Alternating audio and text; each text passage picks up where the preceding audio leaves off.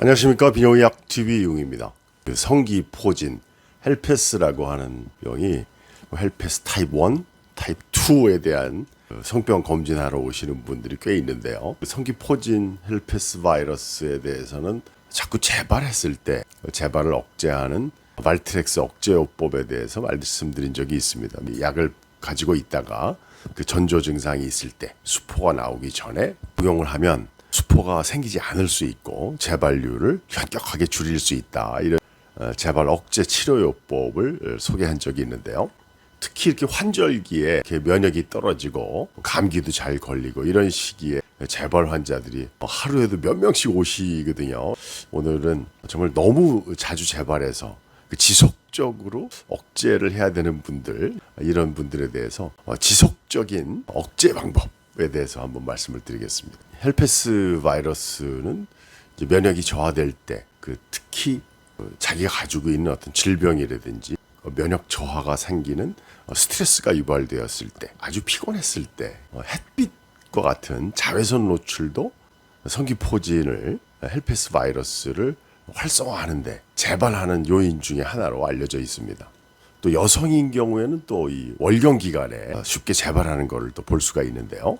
첫 번째 에피소드일 때는 일반적으로 이 헬페스에 노출돼서 처음 노출됐을 때 몸살 기운이나 임파선이 붓는다든지 증상이 동반될 수 있지만 대부분의 정상적인 면역을 가진 분들은 쉽게 이겨내고 포진에 대해서 항바이러스 약을 복용하고 푹 쉬고 나면 잘 치료가 됩니다. 근데 이제 재발했을 때가 문제인데요.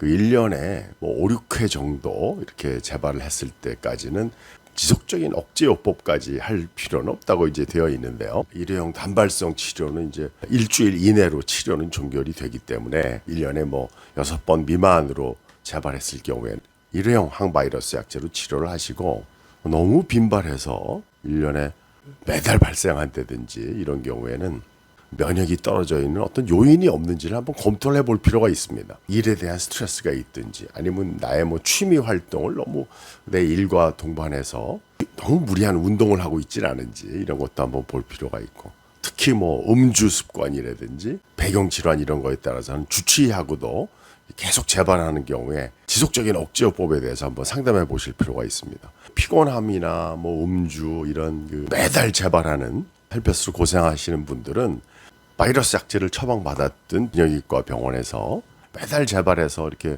괴로움을 당하고 있는 성기포진에 대해서 매일 복용하는 억제요법을 어느 정도 시행해 보는 것도 장기적으로 매달 재발하시는 분들에서 억제요법을 시행하는 적응이 될 수가 있습니다. 대부분 두세 달에 한 번 재발하는 분들은 저는 항바이러스 약제를 미리 처방받아서 발트렉스와 같은 항바이러스 약제를 미리 처방을 받아서 전조 증상이 있을 때 미리 복용하는 거를 1차적인 억제요법을 하고, 매달 발생할 정도로 1년에 6번 이상 재발할 정도로 심한 재발인 경우에는 발트렉스와 같은 항바이러스 약제도 매일 복용해서 재발을 억제하는 것도 한 가지 치료 방법입니다. 마지막으로 말씀 하나 드릴 거는 성기포진에 감염된 시기에 대해서 궁금해하시는 분들이 있는데, 사실 진단하는 목적으로 검사를 하는데 완벽한 진단법은 없고요. 수포에서 이제 PCR 검사하는 게 가장 정확하겠지만, 이제 혈액 검사를 통해서 항체가 형성된 그 종류를 보면 이번에 최근에 첫 감염인지 과거에 감염돼서 항체를 갖고 있었던 사람인지는 구분할 수 있다는 거. 그거는 이제 환자분들이 이제 궁금해하실 때 검사로 확인해 볼 수가 있겠습니다. 오늘 매달 재발하는 성기포진 환자에서 항바이러스 약제를 매일 복용해서 억제하는, 아주 심한 경우에 매일 요법으로 억제하는 방법 말씀드렸습니다. 비뇨의학 TV 용이었습니다.